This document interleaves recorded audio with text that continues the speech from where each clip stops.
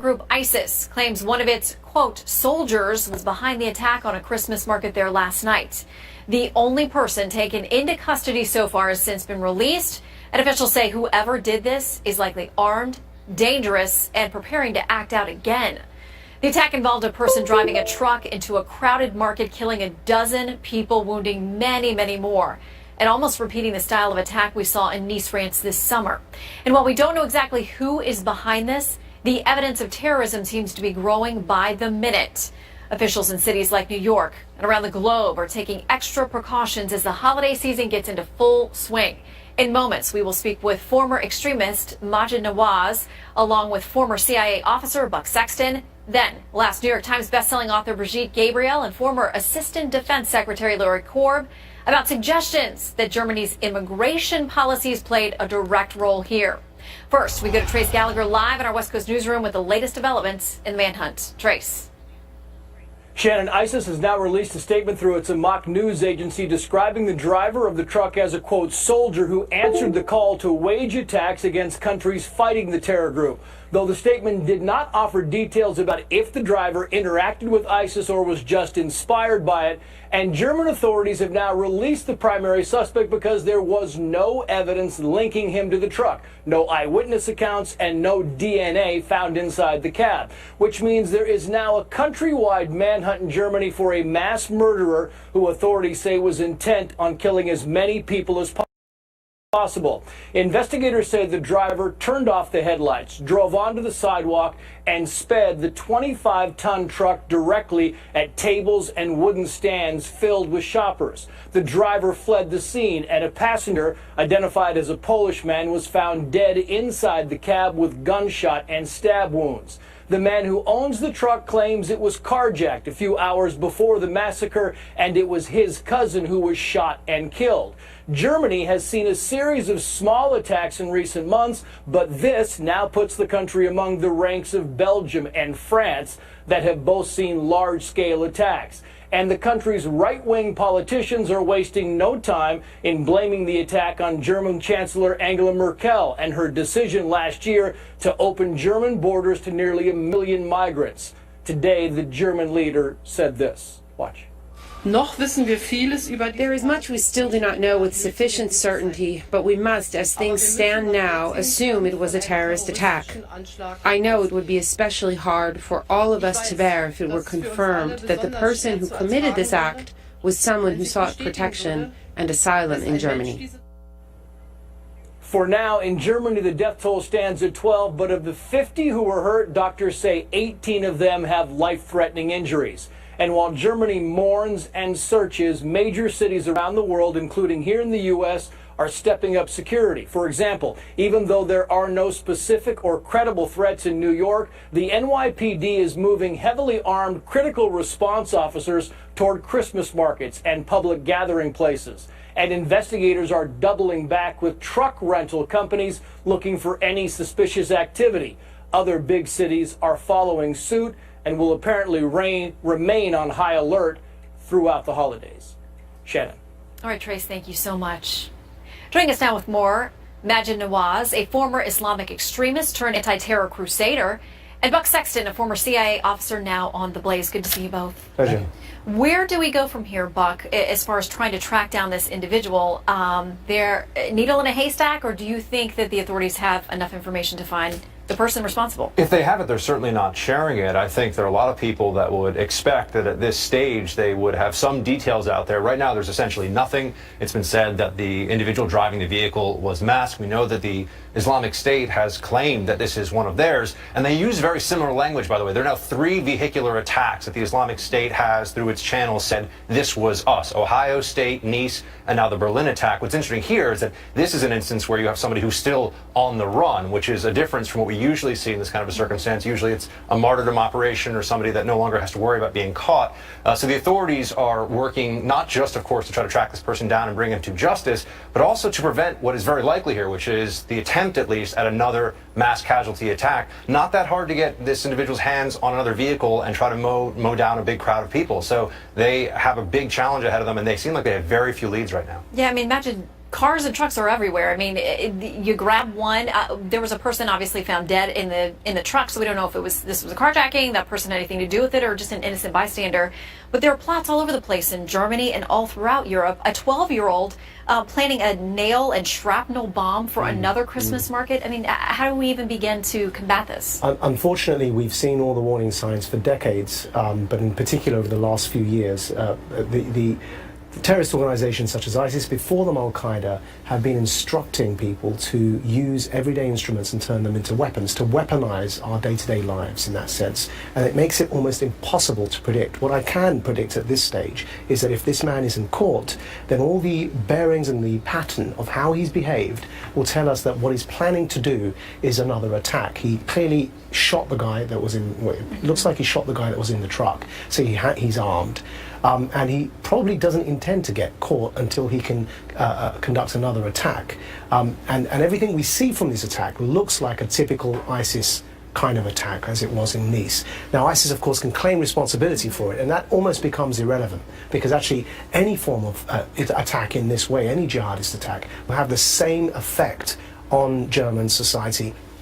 Merkel is up for re-election, and one thing that ISIS is very clear on, because they've told us, is that they want to polarize European society even further. And actually, as that election comes forward next year, we'll probably see, unfortunately, more such attacks. And does it matter at this point whether this person is formally connected to ISIS, whether he ever went to a training camp, or he's just an inspired lone wolf? I mean, the end result is the same: dead people and terror. This is one of the terrible legacies of the Islamic State, whereas Al-Qaeda was generally thought of more for its massive operational planning abroad, like 9/11 and other attacks that bring down embassies, bring down planes. The Islamic State very explicitly, and for months, by the way, leading up to this attack, and there were some that were thwarted in Germany as well, which did not get a lot of coverage, but people that tried to pull off something similar to this.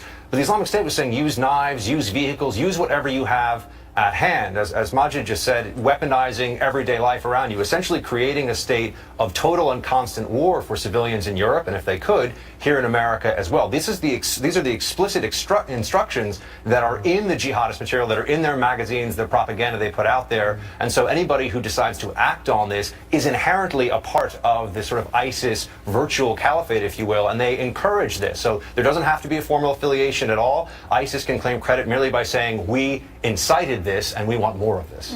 By the way, today, Lucas Tomlinson, who is our Pentagon producer, confirmed with 2 defense officials that 22 Gitmo detainees are set to be released. The president's trying to get them released before Inauguration Day for the new president in 2017. We've been told all along that it is a propaganda tool against the U.S.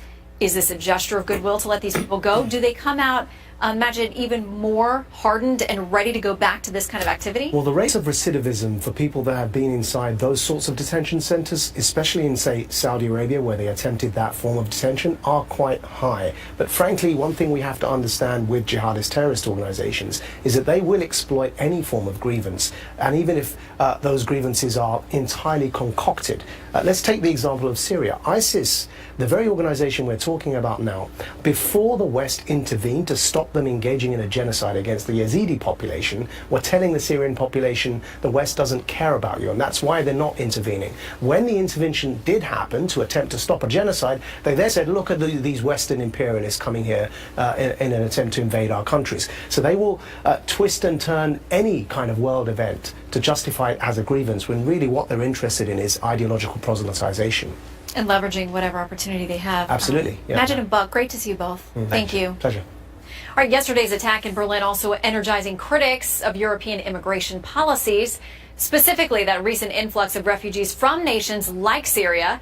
And despite the concerns even back in 2015 that ISIS could infiltrate the population, this is what we're hearing from German Chancellor Angela Merkel. Wir haben so vieles geschafft, wir schaffen das. Können das schaffen und wir schaffen das. Wir schaffen das, da bin ich ganz fest davon überzeugt. Und für mich selbstverständlich ist, dass man an eine neue Aufgabe so rangeht, dass man erstmal sagt, wir schaffen das. Wir haben so vieles geschafft, wir schaffen das. Wir schaffen das, denn Deutschland ist ein starkes Land. Wir schaffen das und wir haben im Übrigen in den letzten 11 Monaten sehr, sehr viel bereits geschafft.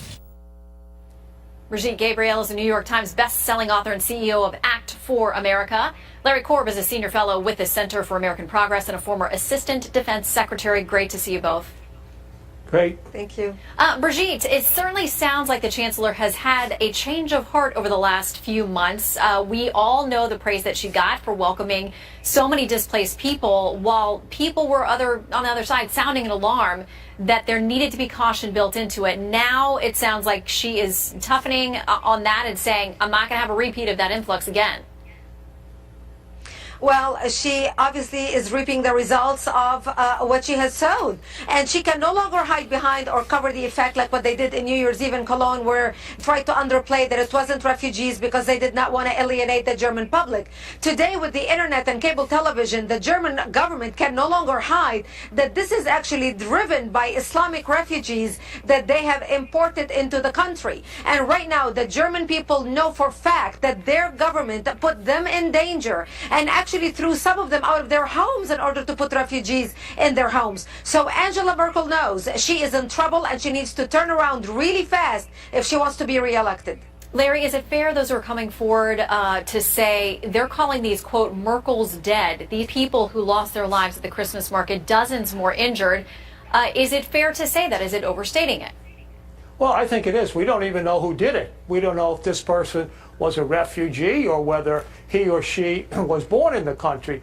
It's just like the massacre we had down in Orlando. That was a Native American. We've got terrorism all the time. The young man who was just convicted of going into an African American church and killing people. Terrorism is a tactic. You're not going to get rid of it. But ISIS doesn't come forward and claim responsibility for things like the horrific, tragic Charleston shooting.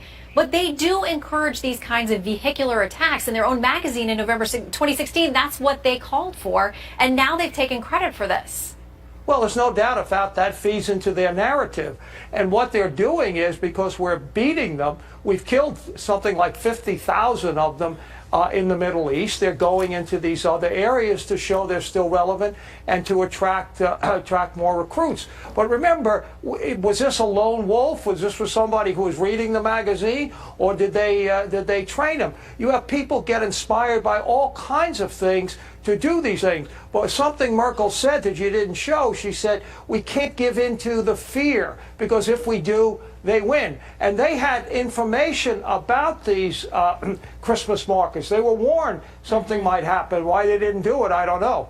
Well, Brigitte, we know that there are cities all over the world, including New York City. I've seen a very heavy presence on the streets here. You know, they do what they can, but short of shutting down our Western way of life, you know, how do we avoid innocent people getting caught up in attacks like this? When does it stop?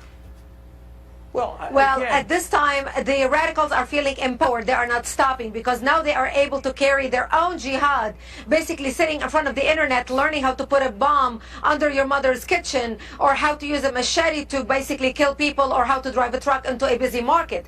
And as a matter of fact, the market in Germany, they had barricaded the street. He went around the barricade and over the sidewalk in order to kill people. So it is becoming very challenging to detect these things. But this is where the American public and public in general plays a major role in being vigilant, in keeping their eyes open on someone acting suspiciously, somebody fidgeting, somebody who's about to carry something. You can tell the tail signs when somebody's looking around because they're afraid, or they are worried, or they're about to do something. If somebody's taking pictures of doors or cameras around buildings, places where tourists usually don't take pictures. This is just some tips that the people, and in particular the American public, especially here in America right now watching us, can do to be able to keep their eyes open. On our website, actforamerica.org, we have a program called Open Eyes Save Lives. I encourage people to go there to learn more tips on what to look out for and how they can protect themselves if something happens, if an attack happens this Christmas. Yeah, well, we know the State Department warned Americans against traveling in certain areas. Those alerts have not gone away, and it seems like they're heightened this holiday season more than ever. Larry and Brigitte, thank you both. Yeah, don't forget they did it for the... Okay, Larry, thank you. President-elect Donald Trump set a dramatic goal following yesterday's terror attack in Berlin. We're going to show his response with a live report from Mar-a-Lago. Plus, in the face of terror, critics are still hitting Mr. Trump about how he is handling intel briefings. Mark Thiessen and Jessica Ehrlich are here on that. And MTV is facing a growing backlash over a video that one of our favorite media critics is describing as racist and sexist. We'll show you that, let you decide, just ahead. First off, try to recognize that America was never great for anyone who wasn't a white guy. Can we all just agree that Black Lives Matter isn't the opposite of All Lives Matter? Black lives just matter. 24 hours after a terror attack that claims at least a dozen lives. And President-elect Donald Trump responds to the attack with a powerful statement about eradicating terror from the face of the earth. For more on that, we go to correspondent Peter Ducey, who is at Mr. Trump's Mar-a-Lago resort tonight. Hi, Peter. Hi, Shannon. The next president was very quick to use a couple of words that the current White House has been hesitant to utter after similar attacks for the last 8 years. Those words are Islamic terrorism. In a paper statement about the truck attack in Germany, the president-elect said in part this: ISIS and other Islamist terrorists continually slaughter Christians in their communities and places of worship as part of their global jihad. These terrorists and their regional and worldwide networks must be eradicated from the face of the earth. And this morning, a senior official from the transition team said that using strong and specific language like that to describe the people planning or carrying out attacks is one way the next administration plans to address terror. We've got to be able to call it what it is and then root it out by its by the bottom. We cannot be being politically correct. We've got to understand the threat that we face and attack it straight on. The president-elect also tweeted he thinks the civilized world must change its thinking to counter attacks like the one in Germany in the future. And we were told on a conference call this morning that yesterday, as events were unfolding at that market in Germany, the president-elect was briefed here at Mar-a-Lago, and he was also in contact with his national security team up in Washington. Shannon. All right, Peter Ducey live in Florida. Thank you. And as Peter just mentioned, the president-elect has been briefed on the situation in Germany, bringing the debate over daily intelligence briefings back into the spotlight. The issue was first raised when Mr. Trump said he receives the briefings on an as-needed basis, prompting strong criticism from President Obama. Watch. I think the president-elect may say one thing and do another once he's here. It doesn't matter how smart you are. You have to have the best information possible to make the best decisions possible. If you're not getting their perspective, their detailed perspective, then you are flying blind.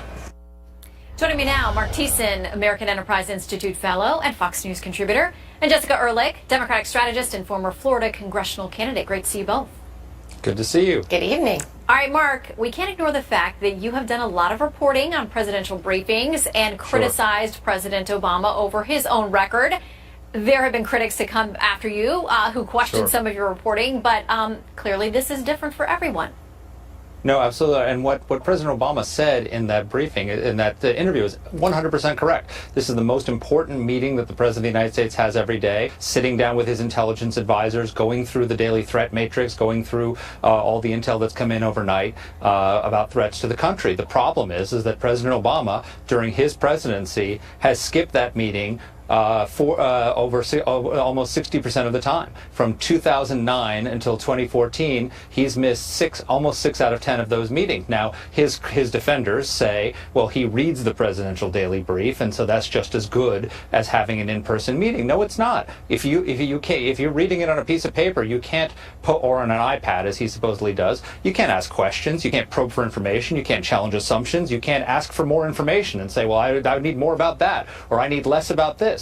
So this is a really important meeting. When Donald Trump is president, he needs to go to it every single day. It's really super important, but Barack Obama is sort of giving him a do as I say, not as I do piece of advice here. All right, Jessica, I want to read to you from what Donald Trump told our Chris Wallace on Fox News Sunday, just to clarify what he has said about the briefings. He said, first of all, these are very good people that are giving me the briefings. If something should change from this point, immediately call me. I'm available on 1 minute's notice. He went on to say, I don't need to hear the same thing over and over if there isn't a change to the situation, but call me 24/7 if there is. He also talked about his generals and now Vice President-elect Mike Pence being briefed all the time. And, is that good enough for you? Well, I think there's a twofold twofold concern in terms of President Trump or President-elect Trump not getting these daily briefings. One is he's already expressed, and even through his Twitter, a lot of doubt and mistrust of our national security officers and the intel that they're delivering. And I think, partly to Mark's point, that needs to be built up. There needs to be a relationship that is established between the president and his agents who are out around the world, representing the United States, gathering intel and their ability to deliver that to him so that he can make the best decisions possible. That is the job of the president. The second is, Donald Trump, I understand the idea of him coming in and, wanting to run the presidency more like a CEO or a business. However, there is a lot of sort of, absurdity in the sense of Donald Trump's business has been construction. He's the CEO of a major corporation that he's very, proud about, bragging about. His father trained him in that business. He's trained his children in that business. He spent longer than I've been alive in that business. He admittedly has almost no foreign affairs experience, and he needs to be able. He does have properties around the world. I mean, it's not like he's a stranger to international relations.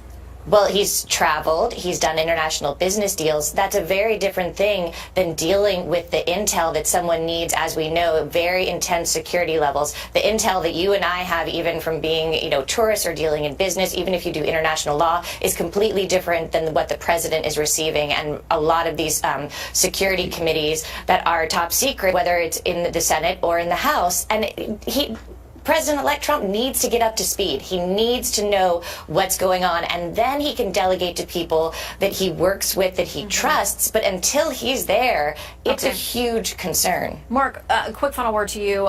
Is it okay with you, as we've outlined it, with Trump saying, I definitely want to be briefed, everyone around me is being briefed, but until something changes, I don't need to be bothered, but then call me 24/7. Good enough? Yeah. No. I mean, look, first of all, Donald Trump has more international experience than Barack Obama did when he came into the White House, and probably more international experience than a governor coming into the White House has. He's been doing, as you say, business deals around the world. He has relationships with world leaders, so I think he probably feels very comfortable. He's put together a fantastic national security team that's going to keep him apprised, but the presidential daily brief is a unique animal. It is designed specifically for his needs. He said in that interview with Chris, I don't need to hear the same thing every day in the same words. If he meets with his briefers every day, he's not going to hear the same thing, because they're going to listen to him and tailor the brief to his needs, his desires, what he needs. They need also hear from him so that they can provide the right kind of intelligence for him to make decisions. Yeah. So it's really, really important to me to go to this meeting. Yeah, everybody's got a different style, and so we'll see how this comes together. And as Jessica said, good to build up that relationship between the intel community and the next commander-in-chief. Great to see you both. Thanks for coming on Kelly File. Thanks, Shannon. Thank you. Coming up, after campaigning against guns for years, President Obama today gave get-out-of-jail cards to several dozen felons convicted, at least in part, on gun charges. Dana Lash and Namiki Khan are next on what's going on here. Plus, Democrats in the mainstream media now in an uproar over President-elect Trump's final vote tally. Up next, we're going to show you what they are now trying to do to our election system.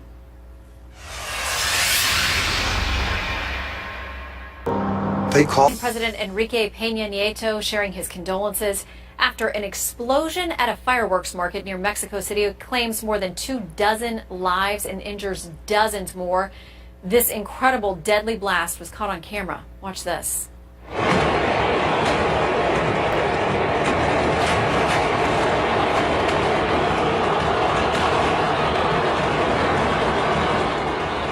Witnesses say fire quickly ripped through that market, crowded with shoppers who were there buying fireworks for the holidays.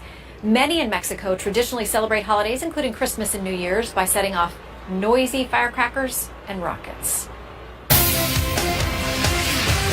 We're also tracking new fallout tonight after President Obama broke a record for the most acts of clemency granted in a single day. On Monday, the president granted 231 pardons and commutations, including 49 for individuals who'd been convicted of firearms offenses among their other charges. An interesting move for a president who has campaigned against firearms for years. In moments, we'll be joined by Dana Lash and Namiki Khan. But first, we go to White House correspondent Kevin Corke in Hawaii, where the president is vacationing. Aloha and good evening from Honolulu. Shannon, you're right. You and the viewers at home should expect to hear many more stories just like this in the few remaining weeks in office for the president as he tries his hand at a bit of unilateral criminal justice reform. Yesterday's record day, 78 pardons, along with 153 commutations, most in a single day by a president. That brings to 148 the number of pardons and over 1,100 commutations so far. What he has done in recent years is bolster resources at the Department of Justice to make sure they are at maximum capacity to have all the bandwidth they need to review applications. So that process continues in earnest. I expect that process to continue for the rest of the time the president's in office. But what of the fate of some of the more controversial figures that may be looking for a pardon? For example, the alleged Army deserter Bo Bergdahl. And what about NSA leaker Edward Snowden? Well, there's no indication that the president will pardon either man, and he has previously said in the case of Snowden, he hasn't even availed himself to that option because he is yet to be formally charged. And Shannon, it really could be long odds for Snowden because on Capitol Hill, 22 lawmakers in a bipartisan committee have actually written to the president asking him not to offer Snowden a pardon. As you well know, he remains holed up in Russia. We'll see how that all works out under the new Trump administration. But now back to you. Indeed we will. Kevin, thank you. Here now with more, Dana Lash, host of Dana on the Blaze TV, and Amiki Constas, host of The Filter on Sirius XM Progress. Good to see you both tonight. Good evening. Thanks for having us, Shannon. All right, Namiki, I've been through this list as officially released by the Department of Justice, and these are not angels. We are talking about, in most of these firearms cases, guns that were being used in connection to drug trafficking crimes. Does that not speak of any hypocrisy to you? I think on the surface, and you're a lawyer, so you know this, these cases are complicated. A lot of these cases, let's not forget, this is a result of the crime laws that came out of the early 90s and the late 80s when we were tough on crime. Now we know better. We've had bipartisan efforts on the right and the left to really examine our criminal justice system and see how we were targeting individuals. While some of these folks were convicted legitimately for trafficking arms and trafficking drugs, the majority of these people that are being commuted, and let's be clear, commuted does not mean that they're just released. They'll have a record, they won't have rights when they get out of jail, and it's a shortened commutation versus a longer. And these people were targeted. 1 in 3 black men were targeted versus 1 out of 17 black men who both, whites and blacks equally. When you read these through, Namiki, when you read these convictions, I have no idea the race of the people who are on these lists. But Dana, they did some bad stuff. Oh, Shannon, you're absolutely right. They did some bad things. And I think at this point it's somewhere around 170 so of these repeat offenders, these felons, who have been released back into the streets or had their sentences shortened. And in some cases, those who've been pardoned, they're back out there full and free. Look, here's the problem. We have a huge problem with our judicial system. We have judges who give lenient sentencing. A lot of times, minimum mandatory is not even met. In Cook County alone, Shannon, in the year 2014, only one out of every 100 firearms cases, and these are legit cases. This isn't little baby stuff. We're talking about felony firearms charges. Only 1 out of 100 of those cases were prosecuted. Cook County alone, in fact, all of the cities where you have those mayors against illegal gun leaders and their cities, they rank the last on cities that actually go after and prosecute gun crimes. This is the problem. There's no deterrent anymore. A criminal knows that if he goes out and illegally possesses a firearm or engages in gun trafficking or makes a straw purchase, there's not going to be a stiff penalty for him because he's going to get lucky and he's going to get one of these bad judges, which is why I can't wait for Jeff Sessions to become Attorney General so he can start help cleaning this up. Well, and Amiki, there are so many calls every time something tragic happens. We need more gun laws, we need more control, we need things to be stricter. And yet what Dana's saying is that a lot of the laws that are on the books are not being actually enforced. And that is the case in many of these federal firearms felony issues. If no one is going to prosecute those cases, then how can we be complaining about the need for tougher gun restrictions? And then when they are convicted in these cases, we have the president giving them a pass. I see what Dana's doing here. She's taking an anecdote. The reality here is we're spending... it's data. It's not it's data. Real data. It's an anecdote from the data. The reality here No, it's actually Cook County statistics. I'm not Okay, going to so let you pick brush this Chicago. off with your lack of education on the topic. This is real data that you're not Okay, going to real brush data. off Let's go with some through gun real control data. You want to go anecdote. through? We spend $4 billion a year. There's $4 billion a year on private prison industry. We spent $80 billion No, in let's go through the taxpayer fact funding. that this president is a felon's friend because he allows these people back on our streets and he blames law-abiding gun owners for the crimes they commit, Numiki. That's not- and you own that Dana- too because you support it. Okay, Dana, you can make accusations. You can start to push out your agenda here. The reality It's not is an agenda, the it's majority fact. of these You people can are acknowledge it or nonviolent. not. the majority No, of they're these not. people... Richard Reed was a nonviolent offender. Nonviolent Richard offenders. Reed, who was you a gun can and be tough drug on crime, but trafficker. your own party is in favor of this. We have a prison overpopulation I'm problem. fine with we have some. we spend I'm $80 fine with billion some judicial a year in reform and crime taxpayer money. reform. These are people who've been in jail for Okay, we can't hear either one of you if you're both talking. So, Miki, a little bit of a response from you. Sure. So, many of these folks who have been commuted have not had access to proper defense attorneys. We don't have a prosecution problem in this country. Because you were able to find two anecdotes in Cook County does not represent the criminal justice problem that we have today. No, we spend $80 billion but I cannot let a this year. woman continue to misrepresent the facts. Let me let Miki wrap up. Every 100 cases in 2014, Miki, that's not two cases. I am looking at the Justice Department's information. You have no idea what you're talking on this. Texas leads in right on crime. I believe in criminal justice reform. It's not a problem of prosecution. You believe in sentencing 1 out of 3 black men because they're black. Actually says we don't prosecute fraudulent 1 out of 17 white men the fact don't go to jail. That give lenient sentences. No, Miki, I will railroad you all day long if you keep trying to brush my facts off. Okay, now you can take it to Twitter. Just use the hashtag KellyFile. Just take that. Yeah, take it over there, and we'll look for it with the hashtag KellyFile. No, Miki and Dana, always good to see you both. Coming up, a controversial new video from MTV News, is that still a thing? Is getting a lot of blowback for its message about, quote, white guys. The new fallout just ahead. Plus, one day after the Electoral College makes the Trump victory official, Democrats are trying a new tactic to change our whole election system. Katrina Pearson and Bud Jackson, next. New reaction tonight, not only to the final tally of 2016, but the battle raging over the Electoral College itself.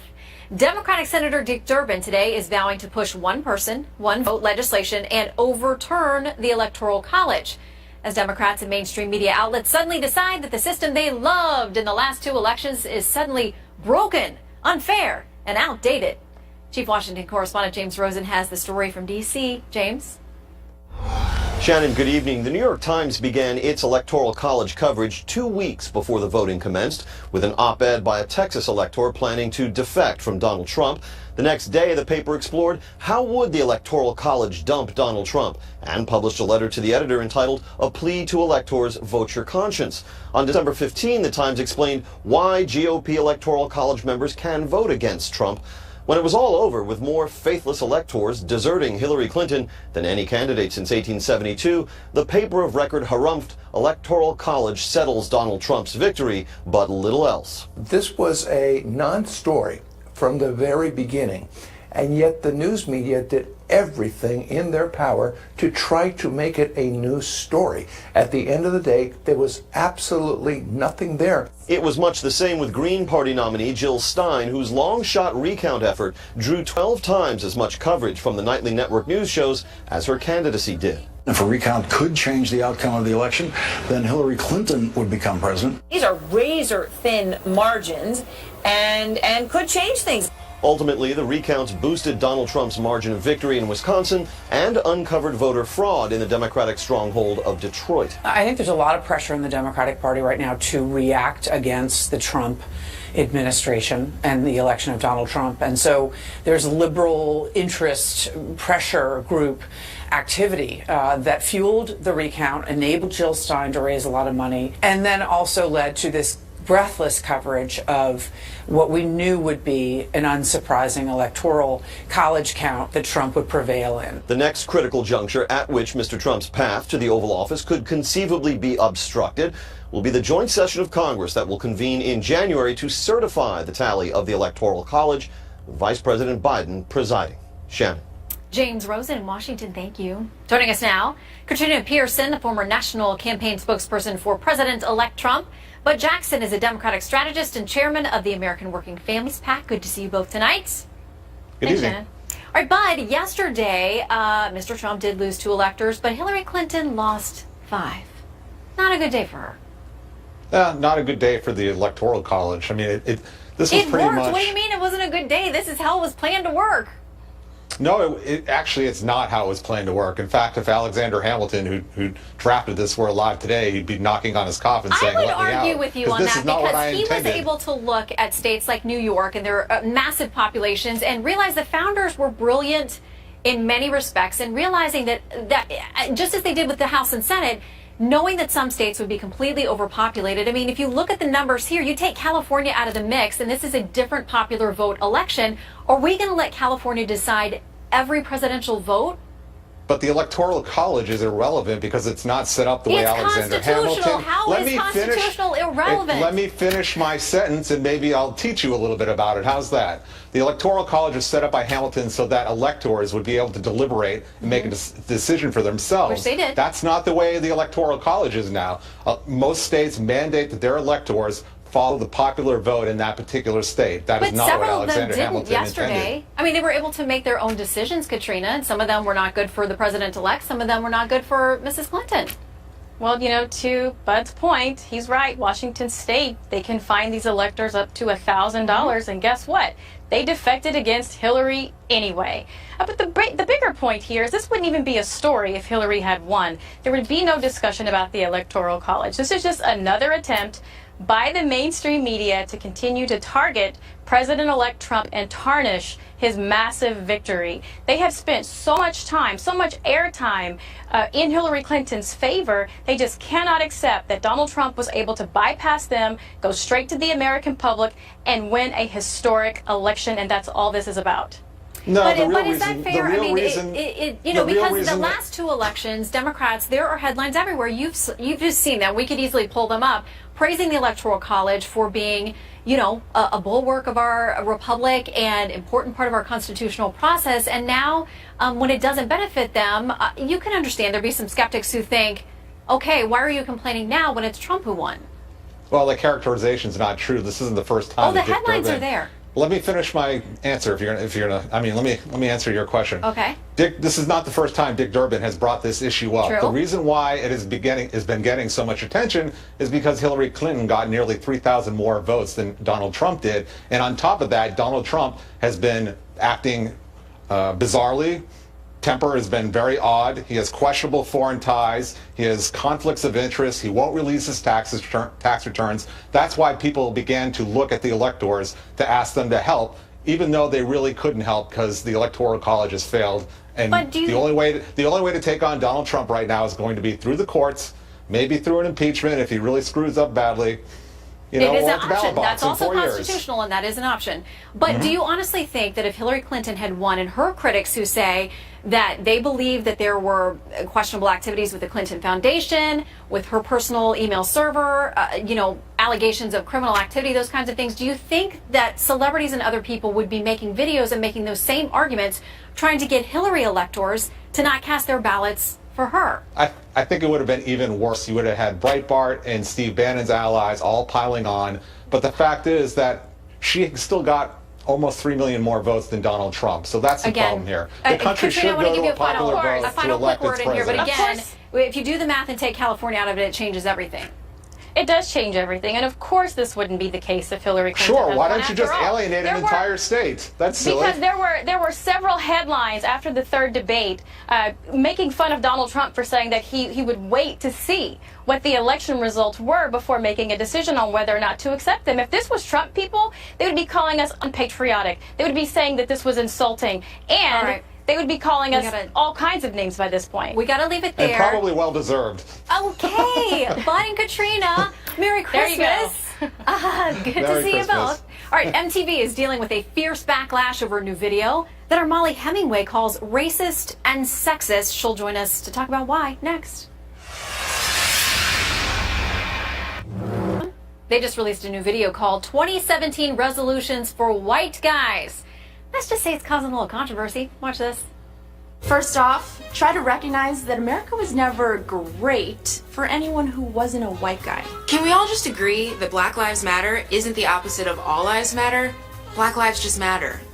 There's no need to overcomplicate it.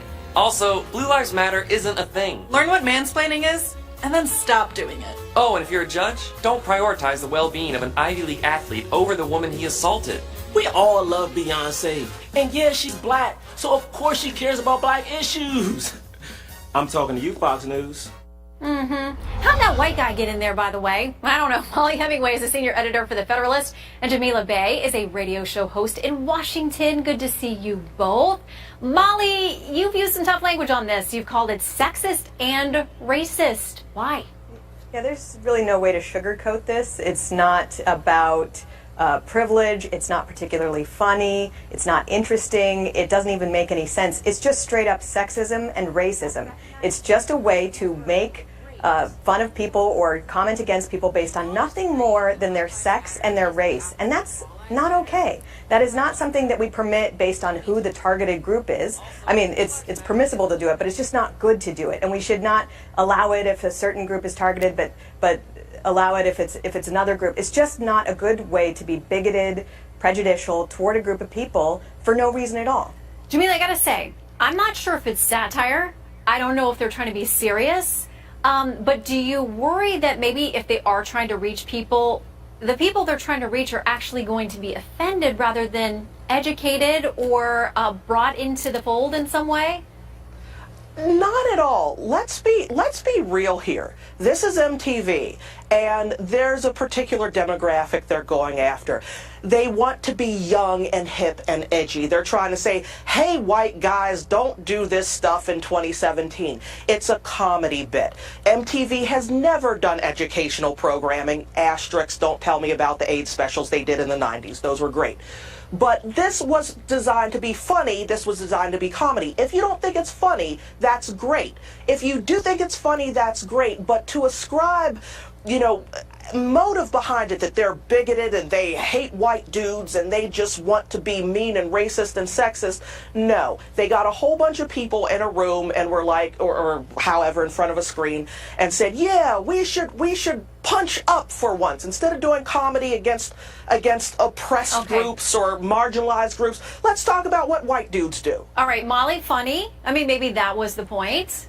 If it would have been funny, it would have been forgivable. It doesn't even make any sense. And again, it's just ascribing views to people based on nothing other than their sex and their race. And that's just not something that's good. It's particularly not good for people like MTV, which is on the progressive side of things, to do this. We're in an environment where a big theme of the year was how political correctness is corrosive and how people are really getting sick of it. They're pushing back by doing things like electing Donald Trump. We look at things like this, and we point to them and we say, oh, this is how Trump won. Well, pretty soon, the more that we see the left responding by continuing to do this type of thing, this is why Trump is going to win again next time, and this time in a landslide. Jamila, I literally have 10 seconds. All yours. My friends, get over it. What's good for the goose is good for the gander. If you can laugh at everybody else, you can laugh at white guys too. There was no malice behind this. If you don't think it's funny, turn it off. Right back. Last year, Belfour did 114,000 different jobs around the world. We've been to floods, fires, tornado sites, earthquakes, where people have lost everything. It's our job to make sure that we can restore hope to these people. We've been lucky